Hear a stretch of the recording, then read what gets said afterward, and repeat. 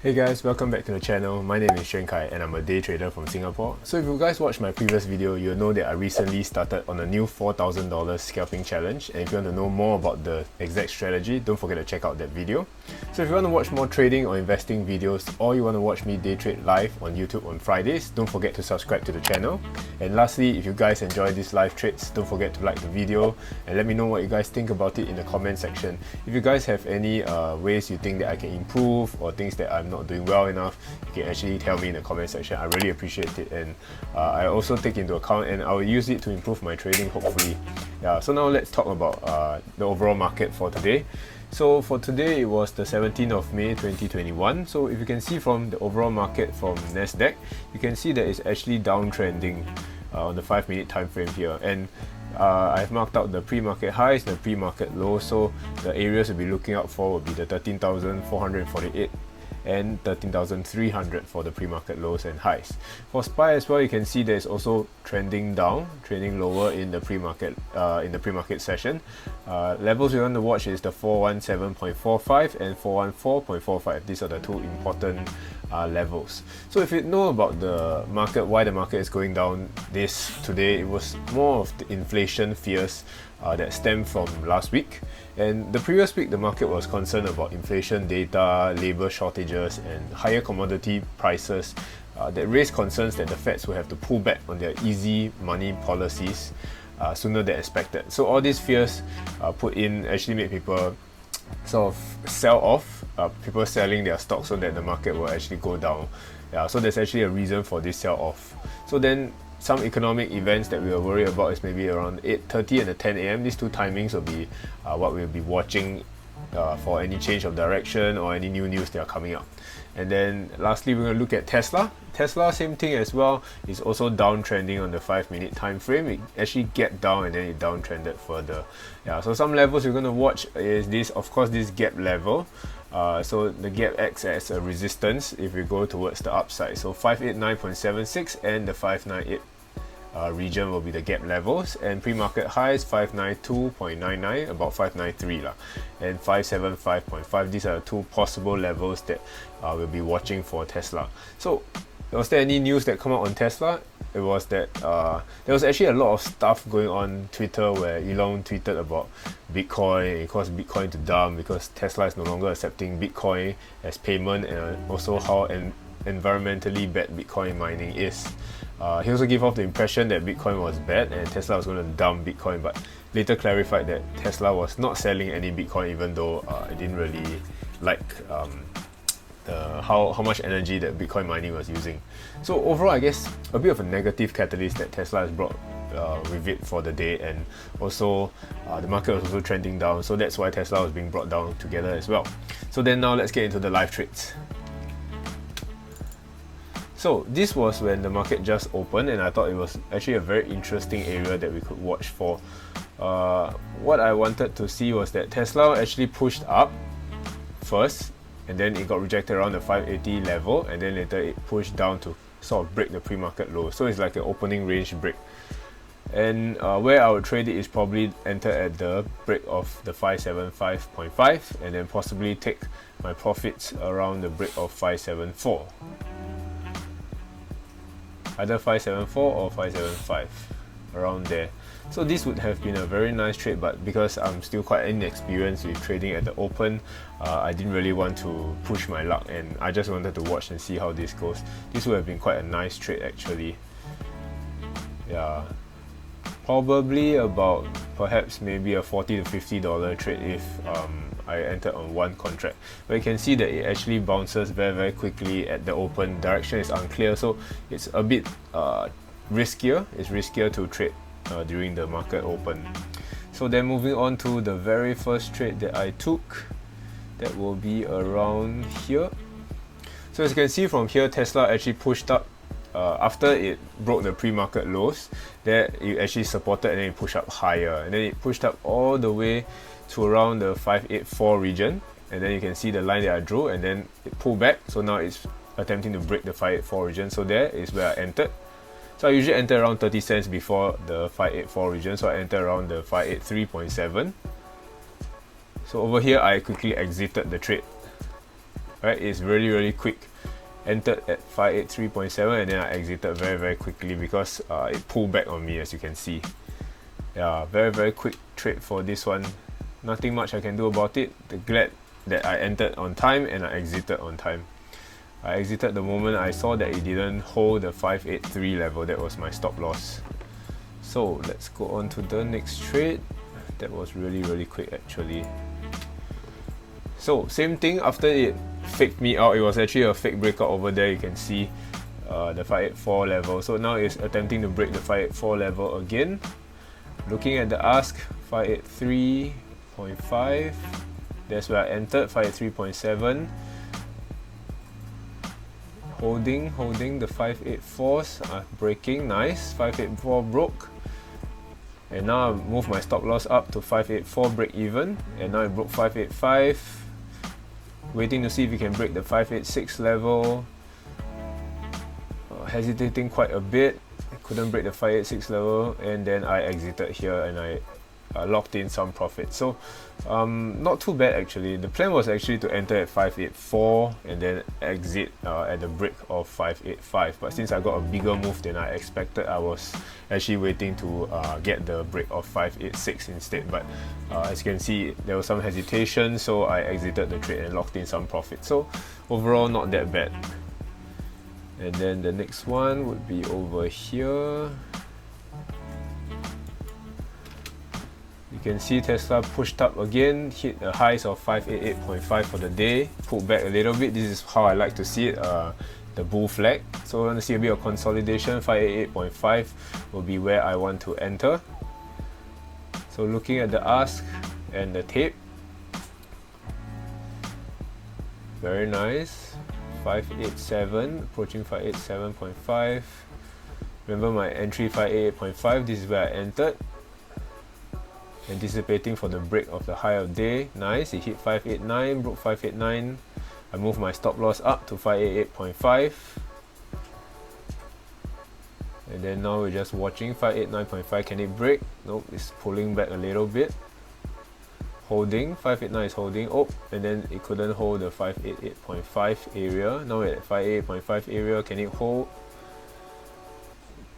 Tape is looking a little bit weak, 588.5, looking at the bid, it couldn't hold. My stop loss, and that is where I got out. And you can see, it actually pulled back all the way. So it got rejected around the 590 area, which is coincidentally where the gap resistance is at. So at the same time, you can see that SPY is also selling off. So these two actually put together. One was the resistance, one SPY was pulling back, and those two actually put together to make my trade go against me. But at least I exited in time. So then we move on to the next trade. 39.13. So this is the next trade. It's probably the break of the 577 region. You can see it, after it got rejected around the 590 area, it actually pushed back down all the way to near the lows again. And then the 577 region is where I wanted to enter. So nice to wait for a bit of pullback, a bit of consolidation. 577 is the entry, remember. So looking at the bids and the tape. So this was the part where I screwed up a little bit, but I'll discuss more later during the journaling part.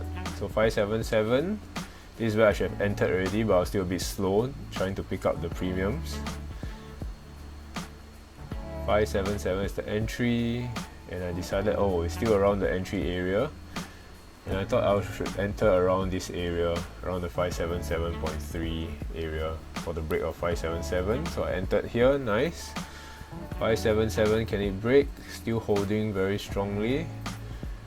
Momentarily break, but the bids were holding 577 quite strongly. Quite a lot of orders going in below 577. Nice, it broke quite nicely. Broke down. Can it break down further? 576.5 is holding.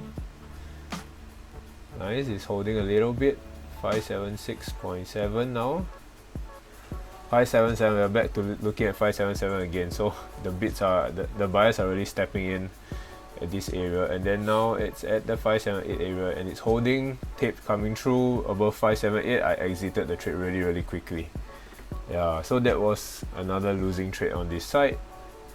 And after that, we go to the very last trade. So this next trade was where also towards the downside, but now I bring down the entry level a little bit to 566.5. Sorry, 576.5. And we just want to see, this is where I entered on this candle, 576.5. So 576.8 is roughly where I will enter, anticipating the break. I'm entered there, very nice.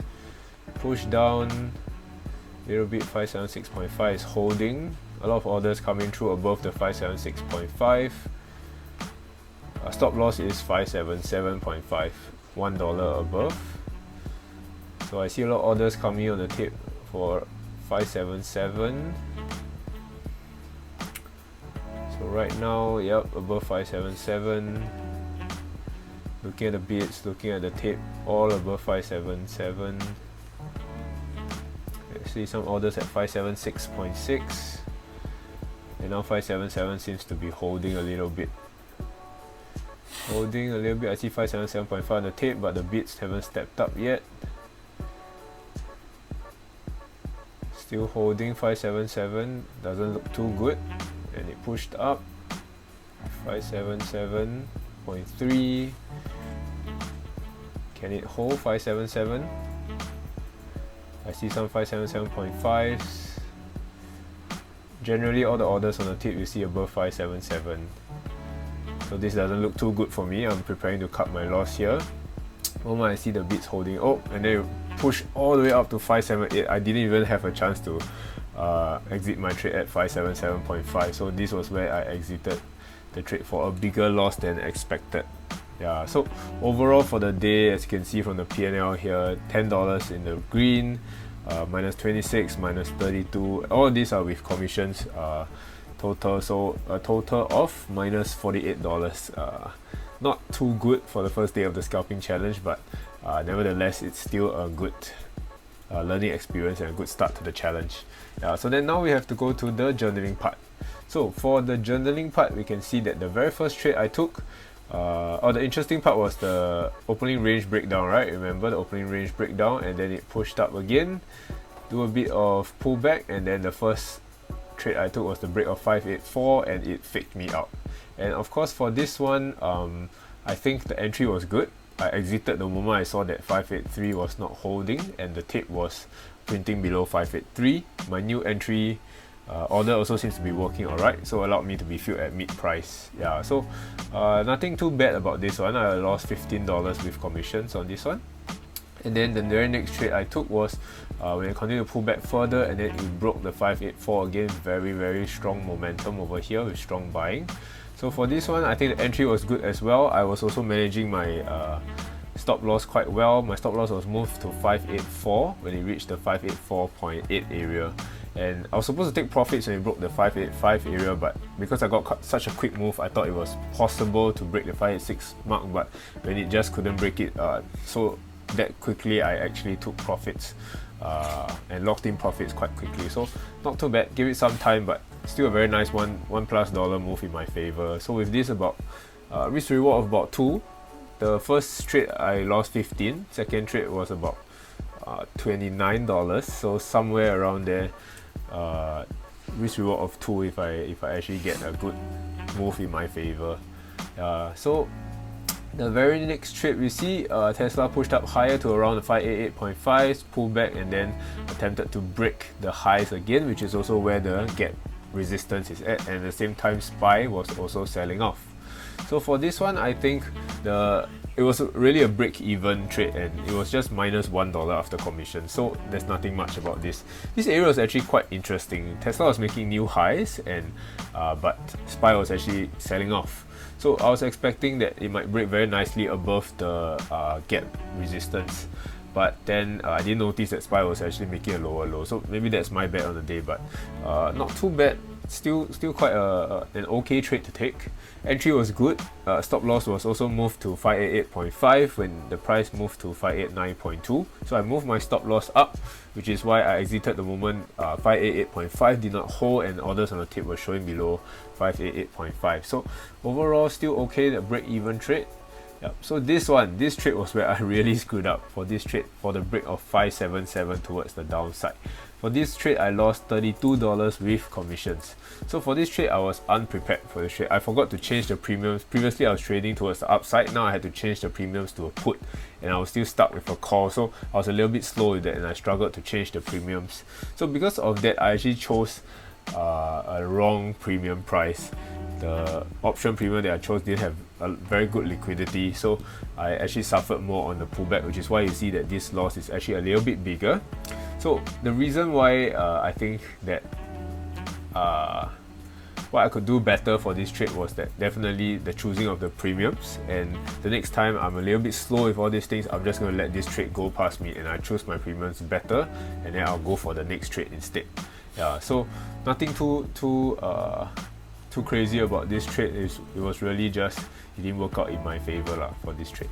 Yeah, so then afterwards I move it down to the 576.5 area, and then the next trade I took on the break of 576.5. This trade I lost -26 with commissions, and entry was good for this trade. It was also preparing to cut my loss when I saw that the 577 level was holding. So unfortunately the price spiked too quickly. As you guys saw just now, it actually spiked all the way to the 578 area, which is about 50 cents more than where I was attempting to cut my loss. So about a loss of $1.20, so a little bit bigger than usual. Nothing I can do too much about it, just glad that I cut my losses quickly when it spiked to the 578 area. Yeah, so I guess the things I did well for the day, I had good entries, good exits, and I was able to manage my position when it goes in my favor. I definitely need to improve on using the pre-market highs and the pre-market lows as well.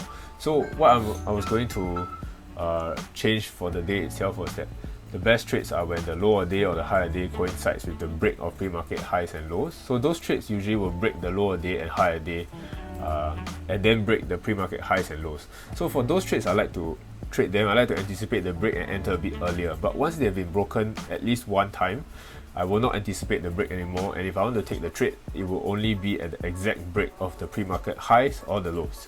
Yeah, I also shouldn't rush when choosing the premium prices. Don't worry too much about the premium price. I usually don't like to trade premium prices, they are too expensive. But if it's cheaper, I like it to be between the $3 to $5 range. But if it's not during that, just choose the one with the best liquidity so that I won't suffer so much on the pullback. Yeah. And even though the first day ended with a bit of a hiccup and ended red, I don't think I did too badly. Overall, I did learn a few things. My executions were also on point. I entered well and exited quickly within a few seconds. So some things to focus on: no more anticipating the break of pre-market highs and lows if it has already been broken, and don't rush when choosing premium prices. Just choose the premium price with the best liquidity and then just go with it, roll with it, man. So all in all, still alright, a red day but not complaining. I actually learned quite a lot from today. Yeah. So if you stay with me all the way to the end of the video, thank you so much for watching. Don't forget to like, comment and subscribe to the video. I'll see you guys in the next video. Bye bye.